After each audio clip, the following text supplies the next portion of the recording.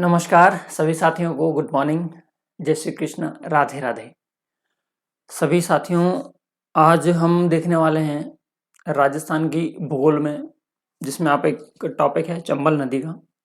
अपवाह तंत्र के बारे में हमने कुछ दिन पहले चर्चा की थी, जिसमें हमने नदी बेसिन क्या होती है, नदी द्रोणी क्या होती है, अपवाह क्या होता है, अपवाह तंत्र क्या होता है, इन सब के बारे में बहुत अच्छे से चर्चा कर ली होगी।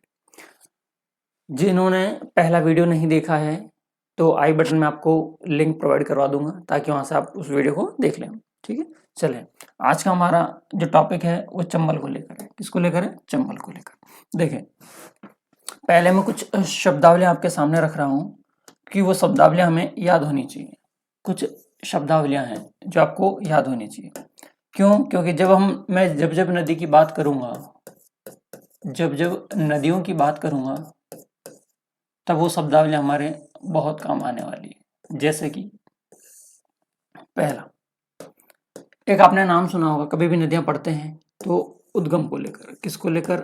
उद्गम को लेकर। आप कहोगे हाँ सर सुना है। उद्गम को ही हम कहते हैं ओरिजिन। ओरिजिन, उद्गम को क्या कहते हैं? ओरिजिन। जहां से जो भी नदी निकलती है, क्या बोला मैंने? जहां से जो नदी निकलती है उसे उसका उद्गम कहा जाता है। जैसे कि ये आपके एक पहाड़ी है, पहाड़ी का नाम अभी हम चंबल पढ़ेंगे तो उसका नाम है जाना पाव की पहाड़ी। कौन सी पहाड़ी? जाना पाव की पहाड़ी से एक नदी निकलती है, नदी का नाम है चंबल नदी। तो निकली कहाँ से है? आप कहोगे सर जाना पाव की पहाड़ी से। जहां से जो भी नदी निकलती है उस स्थान को हम नदी के संदर्भ में उद्गम के नाम से, उद्गम या ओरिजिन के नाम से। ठीक है। और जहां पर जाकर नदी गिर जाती है, जैसे कि बंगाल की खाड़ी में अपना जल लेके जाती है, तो उसे कहते हैं मुहाना या एंडिंग पॉइंट, या उसका अंतिम बिंदु। नदी का अंतिम बिंदु। अंतिम बिंदु को हम क्या कह देंगे? आपको सर मुहाना, मुहाना, या कह दूं मैं एग्जिट। जहां से नदी एंट्री ले, जहां से नदी एंट्री ले उसे तो हम कहते हैं उद्गम, और जहां पर नदी खत्म हो जाए उसे हम कहते हैं मुहाना। है ना? उद्गम और मुहाना समझ में आ रहा है? ठीक है, ओके। पहली बात तो हो गई उद्गम की। ठीक है, दूसरी मैं बात करूंगा आपको मुहाने की।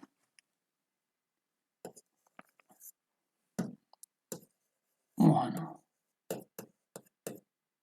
मुहाना कह दो, या एग्जिट बोल दो, या लास्ट पॉइंट बोल दो। लास्ट पॉइंट, नदी जहां पर, नदियां अंततः, मतलब एट लास्ट, अंततः अपना जल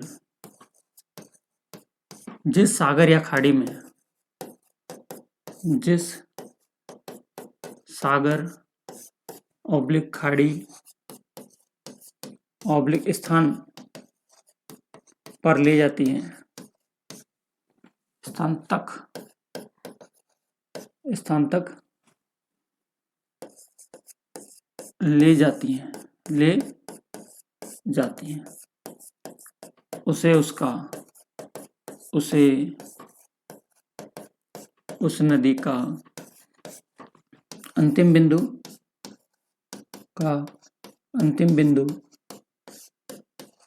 या मुहाने के नाम से जाना जाता है, या मुहाने के नाम से जाना जाता है।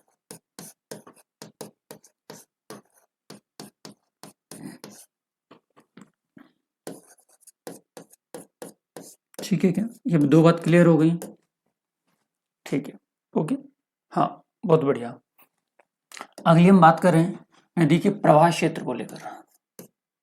किसको लेकर? प्रवाह क्षेत्र को लेकर। ट्रैवल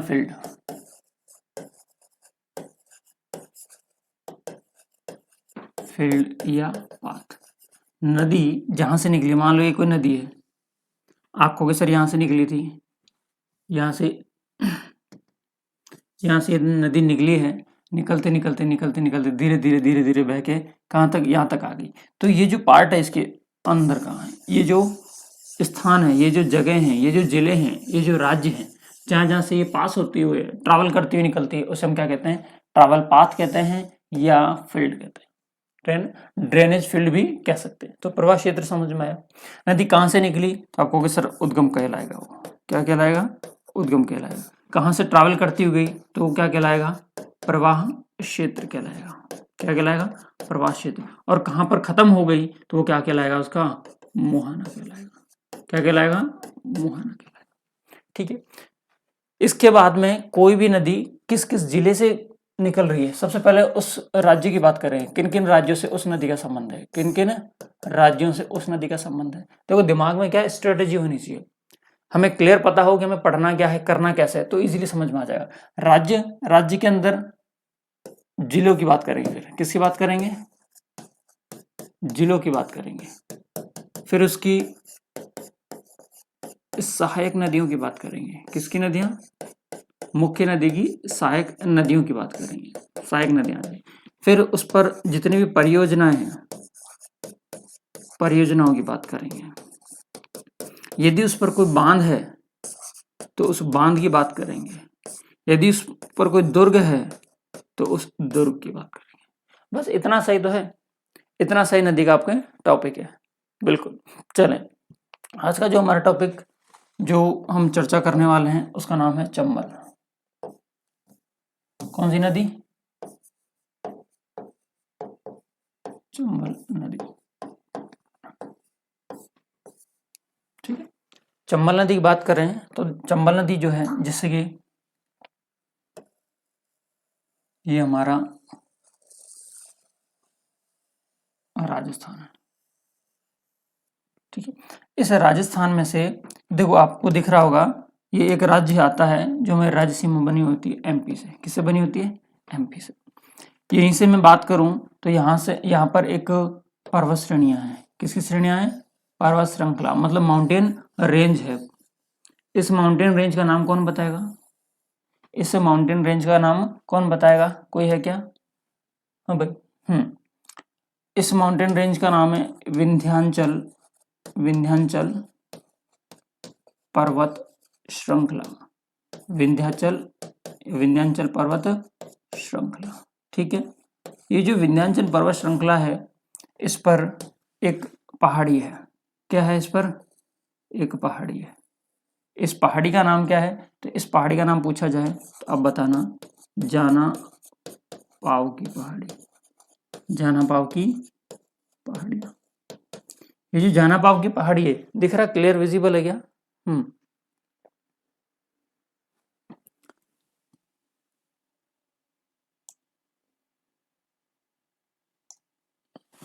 अब दिख रहा होगा। हाँ, कौन सी पहाड़ियां हैं, जाना पाव की पहाड़ियां। जाना पाव की जो पहाड़ियां हैं वो बेसिकली जिस क्षेत्र में है उस क्षेत्र को हम कहते हैं महू क्षेत्र। कौन सा क्षेत्र, महू क्षेत्र। एग्जैक्टली गांव का नाम पूछ लिया जाए तो आप बताओगे मानपुर गांव है। कौन सा गांव है, मानपुर गांव है, महू क्षेत्र है। और आपसे शहर पूछा जाए तो ये जो महू क्षेत्र है या मानपुर गांव है वो इंदौर शहर के अंदर आता है।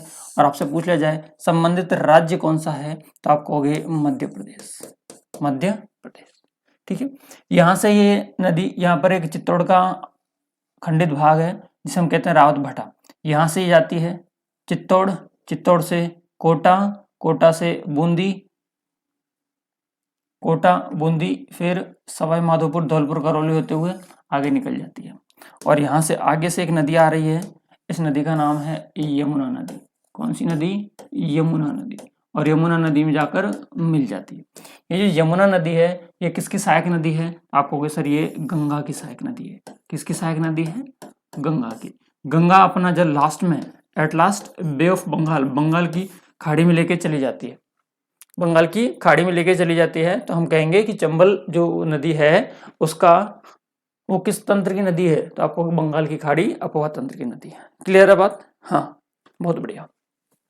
ठीक है, तो किस तंत्र की नदी हो गई, बंगाल की खाड़ी तंत्र की नदी। चलें आगे, कहाँ से एंट्री ली थी आपको समझ में आया, आपको यहाँ से समझ में तो आ गया। ये जो स्थान है, इस स्थान का नाम, पहले जिले का नाम देखें। जिला है चित्तौड़। कौन सा जिला है? चित्तौड़। आप कहोगे सर चित्तौड़ के बाद में स्थान भी तो होगा कोई। मैंने कहा हाँ। कौन सा गढ़ है? चौरासीगढ़। चित्तौड़ के चौरासीगढ़ से ये राजस्थान में प्रवेश लेती है। कौन से गढ़ से? चौरासीगढ़ से ये प्रवेश लेती है। फिर एक गहरे गौड़ का निर्माण करती है। यहीं पर इसी नदी पर यहाँ पर एक वाटरफॉल बना हुआ है जिसे हम कहते हैं चूलिया वाटरफॉल, चूलिया जलप्रपात, चूलिया जलप्रपात। ये सारी बातें हम करेंगे। एक बार इसका स्क्रीनशॉट ले लें आप, एक बार इसका स्क्रीनशॉट ले लें।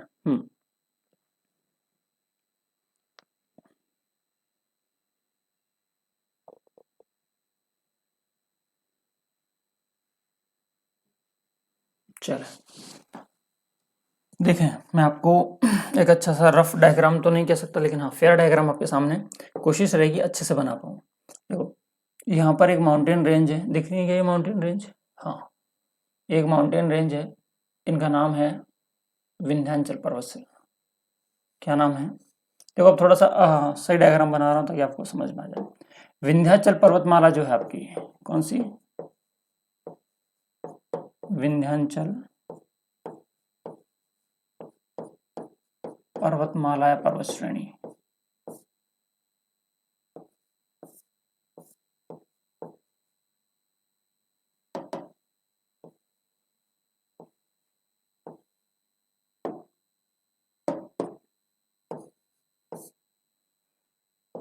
ठीक है, यहां से अब आप बात करोगे तो ये जो विंध्याचल पर्वत श्रेणी है आपके,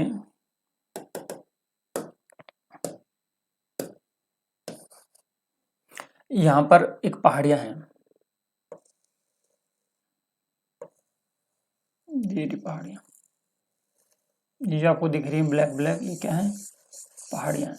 ये जो पहाड़ियां हैं इनका नाम है जाना पाव की पहाड़ी। कौन सी पहाड़ी?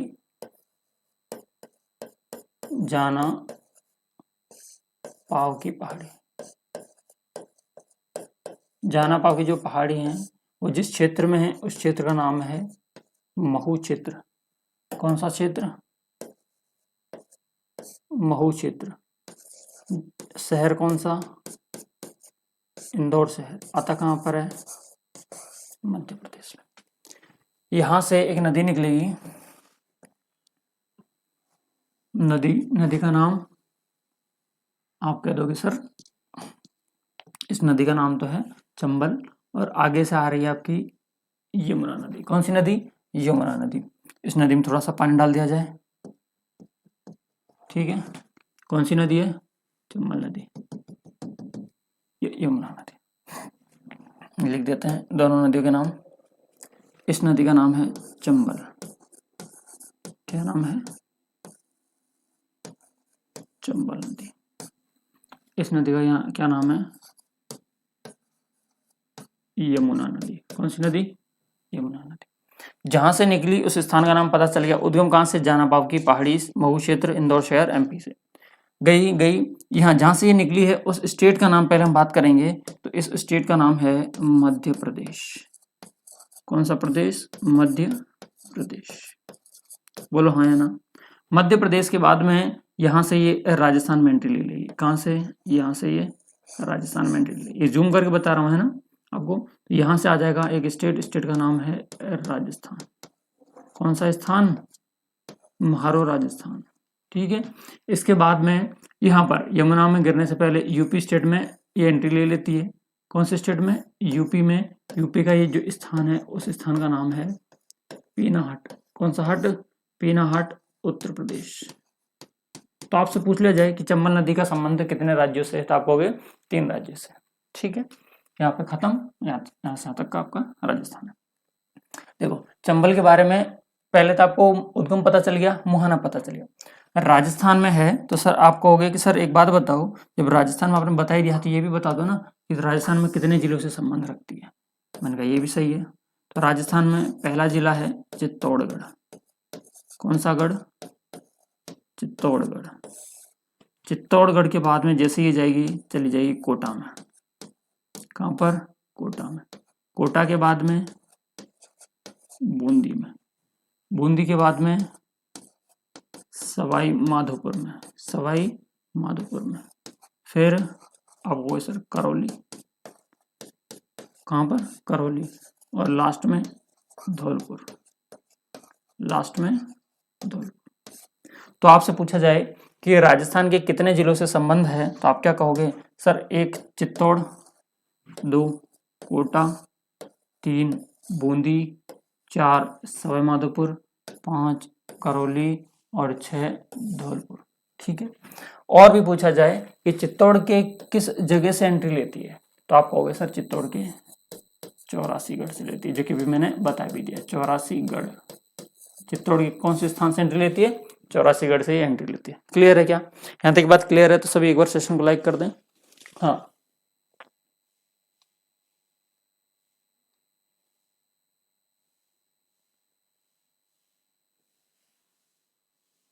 बिल्कुल,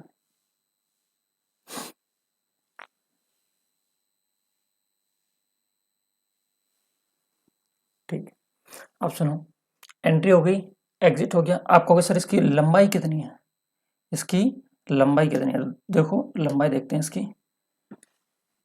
यहां से इसकी लंबाई यहां तक जो है वो है अपने 1051 किलोमीटर की। कितने की?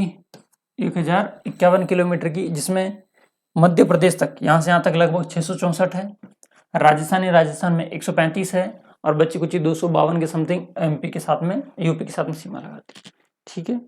देखो यहां पर आप बात करोगे ना, तो केवल राजस्थान में बात करें, केवल राजस्थान में बात करें कितनी सीमा लगाती है, तो लगभग 135 के समथिंग की है ना। हाँ, राजस्थान के साथ में केवल 135 के समथिंग की सीमा। बहुत बढ़िया। ठीक है, तो कुछ फैक्ट देख लेते हैं कि इसकी,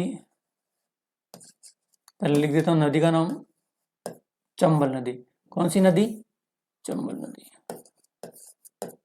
चंबल नदी, चंबल नदी। ठीक है। चंबल नदी, इसके उपनाम क्या क्या है? चंबल नदी के उपनाम मतलब निकनेम, और क्या कह सकते हैं?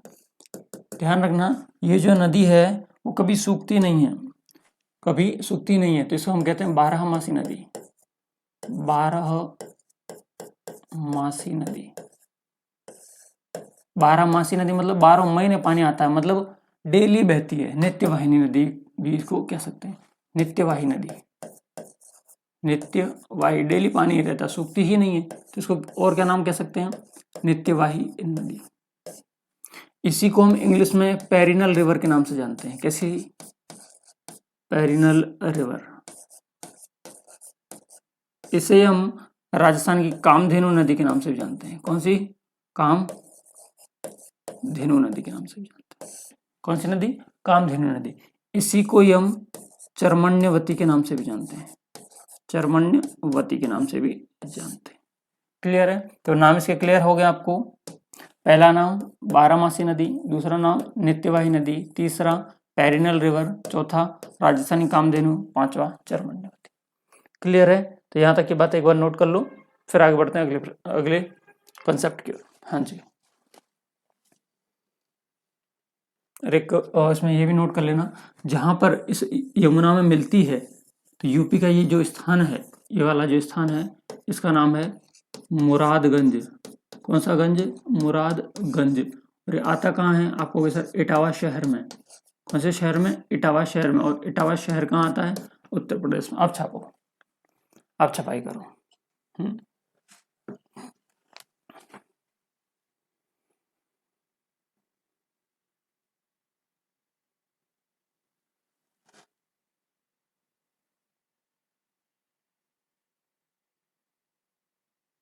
ठीक है, चलो अब देखो, इस डायग्राम को चाहो तो आप थोड़ा सा और डेप्थ में ले जा सकते हो। कैसे? कि चंबल नदी पर मध्य प्रदेश में, इस चंबल नदी पर मध्य प्रदेश में, देखो एक पार्ट तो क्लियर हो गया फैक्चुअल डेटा, फिर ये वाला और ये वाला। तीसरा पार्ट है डैम का। इस पर बांध बने हुए हैं, इस पर बांध बने हुए। कौन सा राज्य चल रहा है यहाँ से यहाँ तक? आपको सर मध्य प्रदेश। मध्य प्रदेश में इस पर एक बांध बना हुआ है, उस बांध का नाम है गांधी सागर बांध। कौन सा सागर बांध? गांधी सागर बांध। गांधी सागर बांध है कहां पर? आपको सर मध्य प्रदेश। कहाँ पर है? मध्य प्रदेश में। दिख रहा है ये बांध? बिल्कुल, गांधी सागर बांध। भूलोगे तो नहीं? तो इस नदी पर एक बांध तो हो गया। और बना कब था? तो मैं बता दूं कि जो बना था वो बना था आपके 1960 में, 1960 में पहला चरण था। कौन सा चरण था? पहला चरण था। बहुत बढ़िया। इसके बाद में दूसरा, तीसरा और चौथा, दूसरा राजस्थान में था बांध, तीसरा बांध भी राजस्थान में था, और चौथा बांध है वो भी कहाँ पर है? राजस्थान। कौन कौन से बांध थे? जो दूसरे नंबर का बांध है उस बांध का नाम है राणा प्रताप सागर। कौन सा सागर? राणा प्रताप सागर बांध। और राणा प्रताप सागर बांध है कहाँ पर? तो आप कह दोगे सर चित्तौड़ में। कहाँ पर है? चित्तौड़ में। इसी के साथ साथ में तीसरा बांध, इसका जो निर्माण है राणा प्रताप सागर बांध का, इसका हो गया था निर्माण 1970 में, चरण नंबर 2। ठीक है। इसके बाद में जो तीसरा बांध आपको दिख रहा है, इस बांध का नाम है जवाहर सागर बांध। कौन सा बांध? जवाहर सागर बांध। जवाहर सागर बांध कहाँ पर है? आप कहोगे सर कोटा में। कहाँ पर है? कोटा में। इसका निर्माण हुआ था 1972 में, चरण नंबर 3। चरण नंबर 3। ठीक है, सबके चरण आपको पता होने चाहिए। ये कौन से नंबर चरण है? 3 नंबर। ये कौन से नंबर का है? 2 नंबर। ये कौन से नंबर का है? 1 नंबर। ठीक है, अब चलें। इसके बाद में ये चौथा बांध जो आपको दिख रहा है, इस बांध का नाम आप देखोगे तो इस बांध का नाम है कोटा बैराज। कौन सा बैराज? कोटा बैराज। इसका निर्माण 1960 में हो गया था। मतलब 1960 मतलब गांधी सागर बांध के साथ में, मतलब चरण कौन सा रहा होगा? सर प्रथम चरण रहा होगा। ठीक है, एक बात और क्लियर होगी कि चंबल नदी पर टोटल बांध कितने? आप कहोगे सर 4 बांध। पहला गांधी सागर बांध, दूसरा जवाहर सागर बांध, दूसरा राणा प्रताप सागर बांध, तीसरा जवाहर सागर और चौथा कोटा बैराज। तो चरण कितने? चरण कहोगे 3। 3 चरणों में 4 बांधों का निर्माण किया गया है। किस नदी पर? चंबल नदी पर। ठीक है, इसके बाद में आपसे क्वेश्चन ये भी पूछ सकता है कि चंबल नदी के उद्गम से लेकर मुहाने तक बने बांधों का सही क्रम क्या है? तो यही सही क्रम है। पहला है गांधी सागर, दूसरा है राणा प्रताप सागर, तीसरा है जवाहर सागर और चौथा है कोटा बैराज। पहला है गांधी सागर मध्य प्रदेश में, बाकी के तीनों कहां पर हैं? आपके राजस्थान में। आपसे पूछ ले कि राणा प्रताप सागर कहाँ है? तो चित्तौड़ में है। जवाहर सागर कहाँ है? तो कोटा में है। और फाइनली कोटा बैराज कहाँ है? कोटा में। इनसे संबंधित इंपॉर्टेंट बातें भी हैं कुछ, वो देख लें।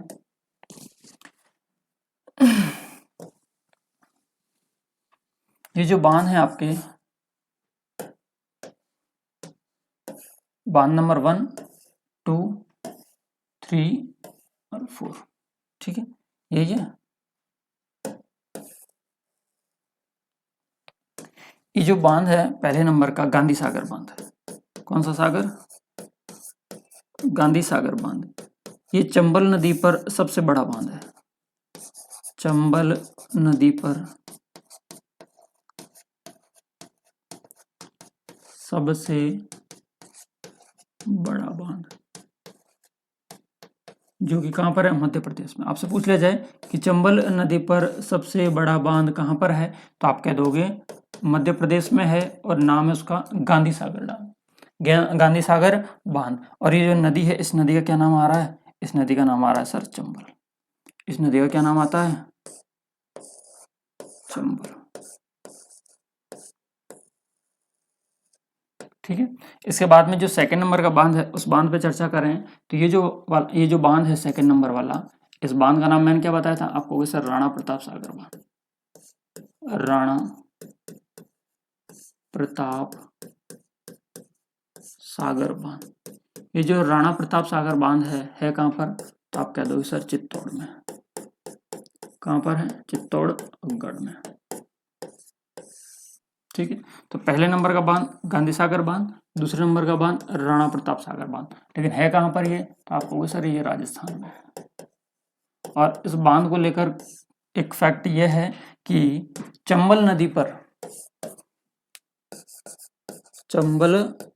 पर राजस्थान में, चंबल नदी पर राजस्थान में सबसे बड़ा बांध, चंबल नदी पर राजस्थान में सबसे बड़ा बांध, सबसे बड़ा बांध कौन सा बांध हो जाएगा? ठीक है, इसके बाद में ये दो तो हमने देख ही चुके हैं, इन दो के नाम क्या है फटाफट लिखो, लिख दो नाम। इसका नाम है जवाहर सागर बांध, जवाहर सागर बांध, और इसका नाम आ जाता है कोटा बैराज। कौन सा बैराज? कोटा बैराज। आप कहोगे सर 4 बांध हैं। हाँ, कब कब निर्माण करवाया गया था? तो सुनो, इस बांध का निर्माण था 1960 में, और इसका भी था 1960 में, इसका था 1970 में, और इसका था 1972 में। कब था? 1972 में। आप कहोगे सर चरण भी लिखवा दो। तो देखो, ये था पहले चरण में, ये था प्रथम चरण में, ये था द्वितीय चरण में, ये था तृतीय चरण में, और ये था आपके वापस प्रथम चरण। तो मैं ये कह दूं एक लाइन में कि इस पर 4 बांधों का निर्माण किया गया। चंबल नदी पर कितने बांध? 4 बांध। कितने चरण? तो 3 चरण। ठीक है, और ये किसके लिए बताए गए हैं? चंबल के लिए। तो चंबल नदी पर 4 बांधों का निर्माण कितने चरणों में किया गया? 3 चरणों में, 1960, 1970, 1972 और 1960 वापस। ठीक है, बहुत बढ़िया।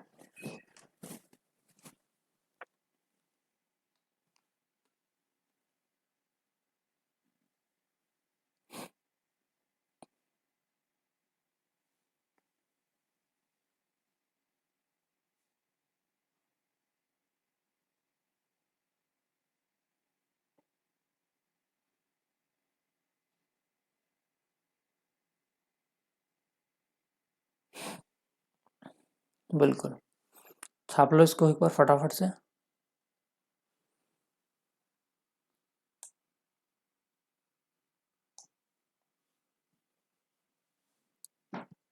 डन है, चले आगे बढ़ते हैं।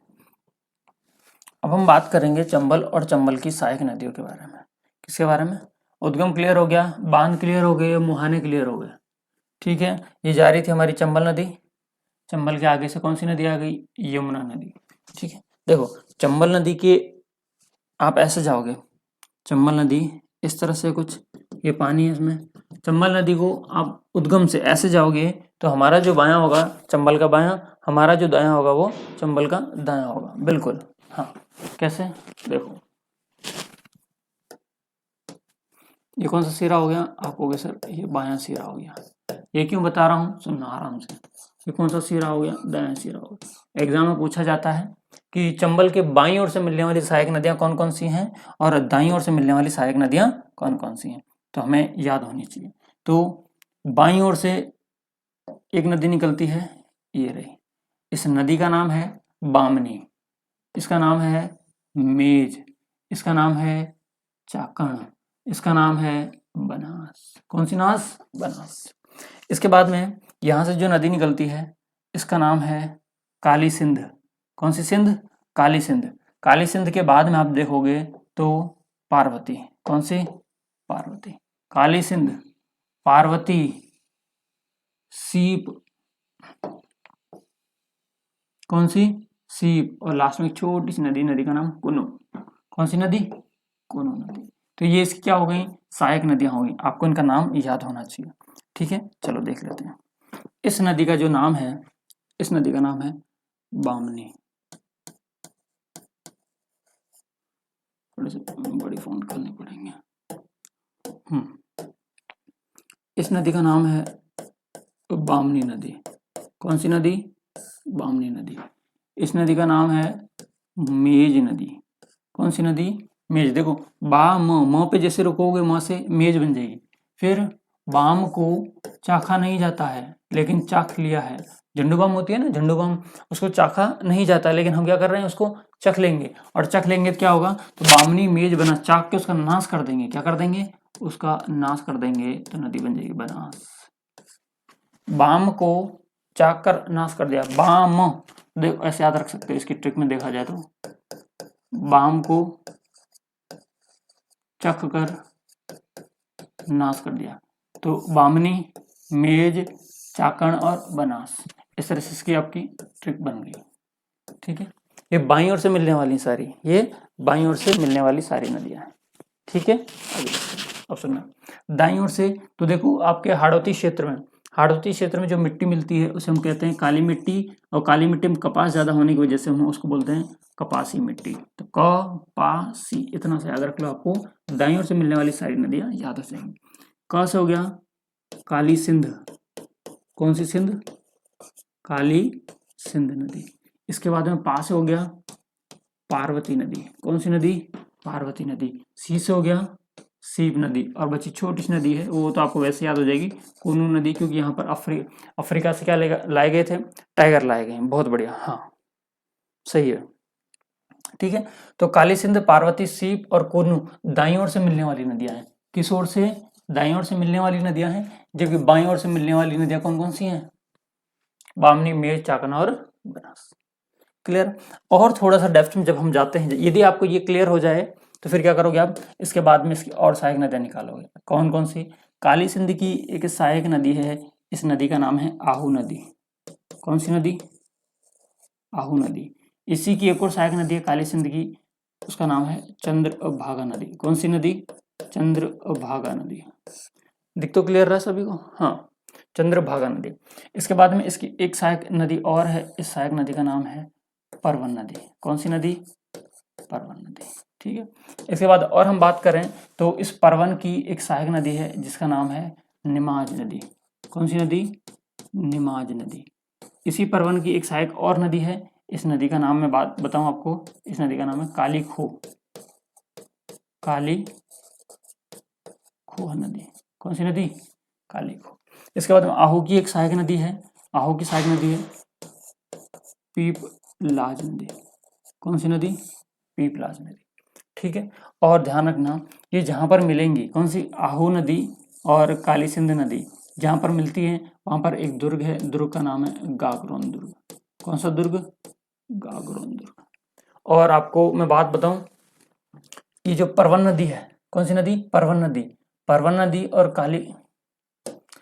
नदी और काली खो नदी के संगम स्थल पर एक दुर्ग बना हुआ है, इस दुर्ग का नाम है मनोहर थाना दुर्ग। मनोहर थाना दुर्ग, जो कि झालावाड़ में, मनोहर थाना दुर्ग झालावाड़। इसी परवन नदी पर आपको एक अभ्यारण्य देखने को मिलेगा, अभ्यारण्य का नाम है शेरगढ़ अभ्यारण्य और शेरगढ़ दुर्ग। शेरगढ़ अभ्यारण्य और शेरगढ़ दुर्ग यहीं पर देखने को मिलते हैं। ठीक है, गागरोन, पीपलाज, काली सिंध। देखो तो आपको समझ में आ गई, काली सिंध एक सबसे बड़ी नदी देखने को मिलेगी, दाईं ओर से मिलने वाली, दाईं ओर से मिलने वाली सबसे बड़ी नदी काली सिंध नदी, और पहली नदी है ये। और बाईं ओर से मिलने वाली सबसे बड़ी नदी बनास नदी, पूर्णतः बहाव की दृष्टि से राजस्थान में सबसे बड़ी नदी बनास नदी। बनास नदी का भी अपना तंत्र है, जो कि बाईं ओर से मिलती है ना, बाईं ओर से मिलती है। ठीक है, फिर इसके बाद में सीप, कोनू, बनास और चाक। ये जो बामनी निकलेगी वो हरिपुरा की पहाड़ी से निकलेगी। कहां से, हरिपुरा की पहाड़ी से, चित्तौड़ से। ठीक है, फटाफट एक बार इसको कॉपी कर लो ताकि हम आगे देखेंगे।